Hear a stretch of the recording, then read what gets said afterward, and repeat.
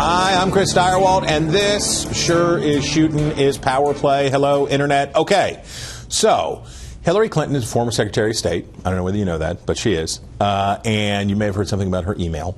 And she is a former Secretary of State, and she expected foreign policy to be one of her great calling cards, not just to get the Democratic nomination, but in a general election. On the other hand, the Republicans seem poised to nominate a person whose opinions about foreign policy, shall we say, differ substantially from Republican orthodoxy. What does this scramble of a general election look like, if that's indeed the case? People who know include Matt Schlapp. He is the chairman of the American Conservative Union. He is one of the smartest people I know in politics, and a pretty daggone good guy. Corey Ealons is also a pretty daggone good guy, and he is the senior vice president at Vox Global. He is also a Democratic spinmeister who worked at the Obama White House. You make it sound dirty, Chris. No, this is a had a good 7 years. I don't know. You've heard of the no spin zone? This is the pro spin zone.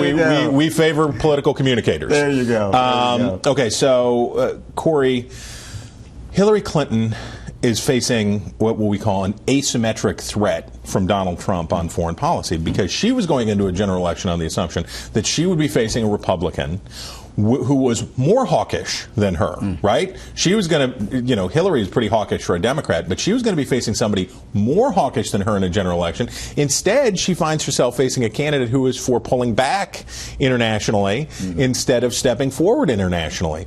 And he certainly gets away with it because of all of the tough rhetoric about domestic security and border security and all that stuff. That's not what she was expecting. No, it may not have been what she was expecting, but I tell you what, this situation in Brussels is a game changer. It really does reset the table for how we have a national security conversation. Mainly because right now, she's in a position where she has to stand off and be very, very cautious in what she says publicly. People know how she's good at that. She's positioned herself before where we, as you said, she's a hawk, and we know very well what her positions have been in the past. In the midst of an active situation where she is part of the party that currently has the White House, right, she's got to be cautious in what she says, because she doesn't want to have an undue impact on what's happening. She could take such a low profile that she could even go to a baseball game with Raul Castro and do the wave. That's right. However, with Mr. Trump, I won't take that bait. Don't take it. I don't blame you. With Mr. Trump, he can basically say whatever he wants to say, because right now, the American people, I don't think there are a lot of people who think that he will actually become president of the United States. And two, there are leaders all over the world who are very concerned about the positions and posture that he's taking when it comes to federal national security. The Republicans are used. So again, this inversion of who's the hawk and who's the not.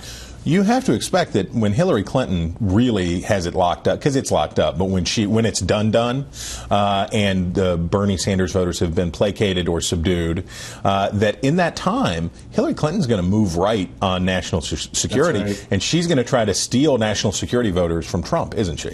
She is, but there's something to remember. There's a very vigorous argument that goes on within conservative and Republican circles, and this is the idea: are we the party of Cheney or are we the party of Reagan? And I think when you have all these retrospectives on the unfortunate passing of Nancy Reagan and all these questions about where the party is, there's this question about, is it peace through strength? Is it having a really scary as hell strong military that you seldom use, or is it having a military that's ready to move on a moment's notice, and we have to be everywhere because these Islamic terrorists are everywhere trying to destroy us? The Bush doctrine was, if we don't destroy them there, they will come here.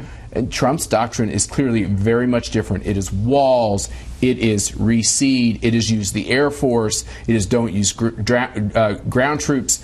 There's a lot about that harkens back to a time in the 80s where that fit where Republicans were. I don't know where Republicans are today. We're going to find that out. Well, but there are a lot of voters. Now, Hillary Clinton will adopt a more traditional foreign policy that will be appealing to Republicans, especially some Republican women. But there are a lot of voters out there in both parties that dig Fortress America. They dig that idea. Yeah, that's appealing. We don't spend our money. Donald Trump uses the same language Barack Obama uses about it's time for a little nation building here at home. That's right. Our schools, our roads, our bridges. Yeah, we're tired of these people. But at the same time, Donald Trump is also the one who says, I will build the biggest and baddest military that we've ever seen. Right. So So what is he going to do? Build it and then put it in the garage? Yes. I mean, that's basically... No. You do what Reagan did. You build it, and people are scared to take you on, and you don't have to use it as much. You know this is how it works. Well, I tell you what, at the end of the day, I don't know that people will believe any doctrine that he puts forward. He has no credibility. But do you think the terrorists will fear him? Here's the real question. Do you think the terrorists fear him? No. My guess is I don't think they I think they will do. take him seriously. All right. You got a guy talking about beheading people I and fear killing this segment families? going over. I fear this segment going over the allotted time, gentlemen. But I do not fear that you all are perspicacious and patriotic. Thank you for being here. And you, Internet, thank you for being here. We hope you come back for some more Power Play real soon.